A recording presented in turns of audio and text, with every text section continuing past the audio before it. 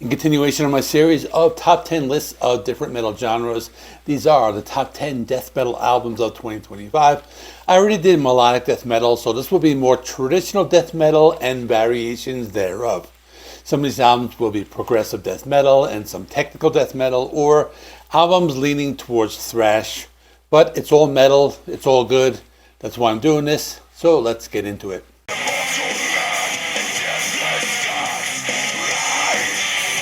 Coming in number 10 is Based with Colossal. They are a Danish death metal band. They formed in 2015. They're signed to Century Media Records. This is their fourth studio album. It's one of those bands I had heard of before, but this was the first time I had listened to them.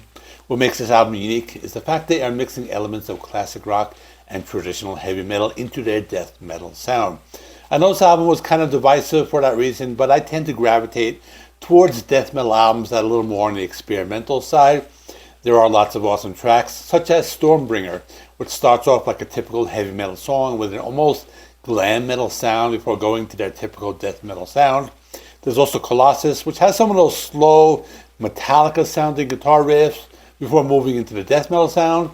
There was also King of the Sun, which mixes death metal with some early Judas Priest style guitar riffs. Overall, I like the album a lot. It was something different and a type of death metal that I had never listened to before.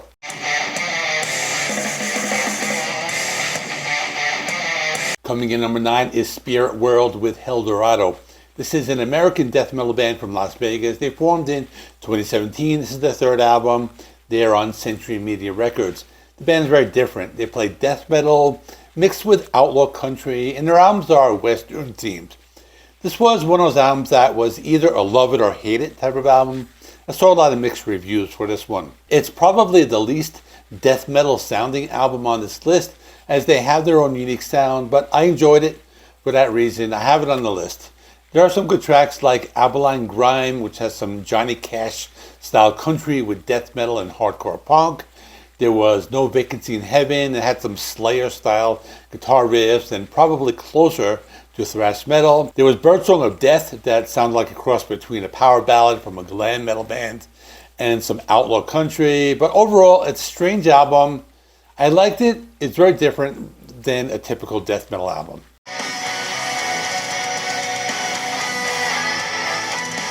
Coming in number 8 is Fallujah with Xenotaph.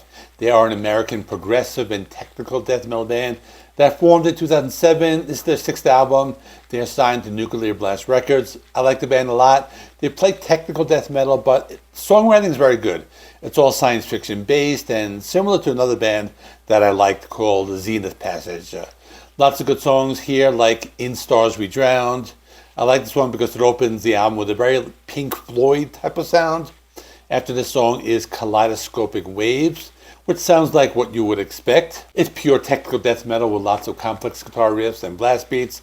After this is the track Labyrinth of Stone.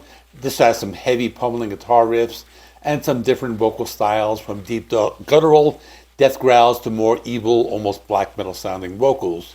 Another good song is called The Crystalline Veil. This has a mix of technical guitar riffs and a more atmospheric sound. Overall, very good album. I like the fact that there's a lot of variety on the album. It's not just technical for the sake of being technical. I usually don't like this genre a lot, but there are a few bands that I like. This is one of them. For that reason, it's on the list.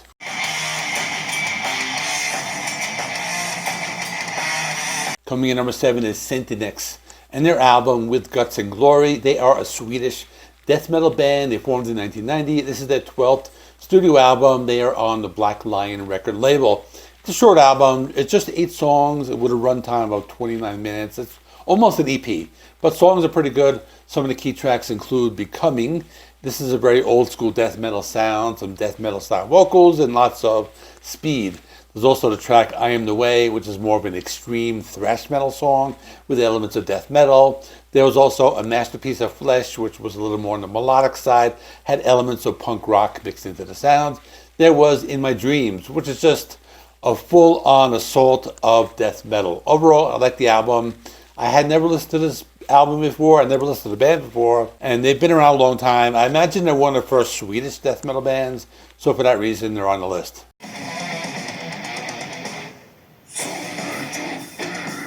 Coming in number 6 is Sadist with Something to Pierce. They are an Italian progressive death metal band. They formed in 1991. This is their 10th studio album. They are signed to Nadir Music. I discovered this band earlier in the year. I was doing my Discovering Metal Band series about Italy. Some key tracks include the title track with some of these Meshuggah style guitar riffs and some deep guttural vocals. Deprived is another good one. It has some 80s horror movie synth, lots of death metal style guitar riffs. There's also No Feast for the Flies with a whirlwind style guitar riffs and powerful drum work.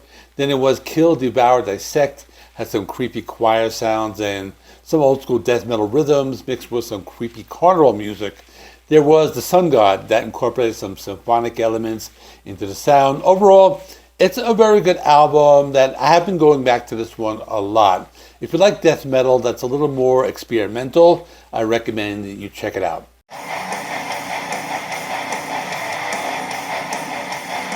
Coming in number 5 is Avernal with Epacrosis. I'm probably mispronouncing that. They are an Argentine death metal band. They formed in 1993. It's their 9th album. They are on Disembodied Records. They started out as a death metal band, but now they play more of a death and roll type of sound. They can be compared to that Wolverine Blues era Entombed or similar bands. This is another fairly short album, just 9 tracks and a runtime of 34 minutes. The album opens with a title track. It's just a 1.5 minute instrumental going into the first main song called Regresión al Chaos, which means Return to Chaos in English. And by the way, all song titles are in Spanish. But the song really kicks off the album with a very fast and heavy old school death metal sound. Another track I liked called Logia Obscena, which sounded more like death and roll with chugging guitars and death metal style vocals.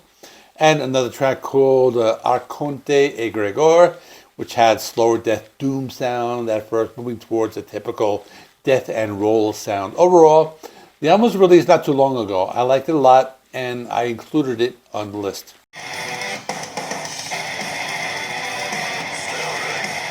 Coming in number 4 is Revocation with New Gods, New Masters. They are an American technical death metal and thrash metal band from Massachusetts. The band formed in 2007. It's their 9th album. They are on the Metal Blade record label. I've been listening to this band for some time now. I've been a fan of the band since The Outer Ones from 2018. There are some good tracks, like the title track. It opens up the album. And I like this one. It has heavy pummeling guitar riffs, but it sounds a lot like progressive metal, especially that extended instrumental part in the middle of the song. There's also Dystopian Vermin, has some thrashy Slayer-like guitar riffs and sounds slightly reminiscent of the heavier side of Slipknot. And there's also Despiritualized, which has a mix of heavy, distorted death metal guitar riffs and some clean and jazzy types of guitar riffs. Overall, the band is very consistent. And I like pretty much everything that I have heard from them. So they are definitely making this list.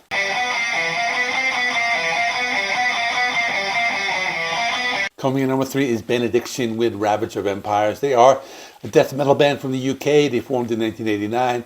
This is their 9th album. They're signed to Nuclear Blast Records. There's some good tracks like A Carrion Harvest, has some old school death metal guitar riffs, lots of speed and aggression. I like the fact this band has vocals that are easy to understand, but they sound like death metal. There's the track Beyond the Veil of the Grey Mare. This has slightly slower rhythm, sound leaning more towards thrash metal, but keeping the death metal sound.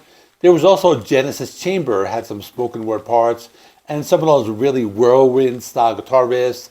Another song I liked called Crawling Over Corpses, which has a very cool death metal, thrash metal type of sound.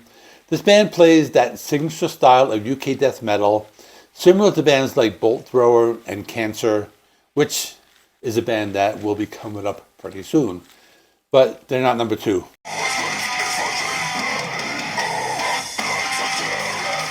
Coming in number 2 is Stillbirth with Survival Protocol. They are a German brutal death metal and deathcore band formed in 1999. This is their 9th album. They're signed to Reigning Phoenix Music. This one surprised me. I'm not the biggest fan of brutal death metal and deathcore, but there was something about this album that made me like it. I think the songwriting is very good. The songs are memorable, and I like the fact that the band doesn't take themselves too seriously. The album is also very concise. It's 9 tracks at 35 minutes.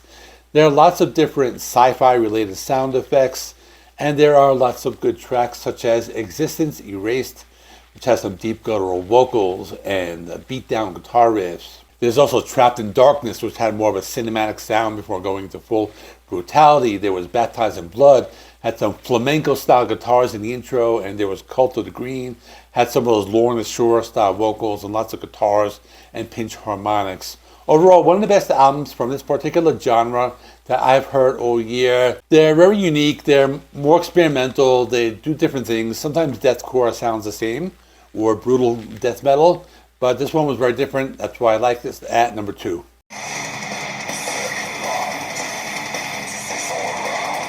Coming in number 1 is Cancer with Inverted World. They are a UK death metal band. They formed in 1989. They are on Peaceful Records. This is their 7th album. Band has that signature UK death metal sound, similar to Benediction that I just spoke of not too long ago, and similar to bands like Bolt Thrower and many others. This band is more of an old school death metal style, also similar to some American bands like Obituary. Lots of great tracks like Enter the Gates has some of those sick and vile death metal guitar riffs, lots of those deep guttural vocals, and there is Until They Died with some of those thrashy chugging guitars with some classic death metal and lots of blast beats. There's a title track, just pure death metal, lots of speed and riffs. Then another track, 39 Bodies, had a more atmospheric and dense sound, but still old school death metal.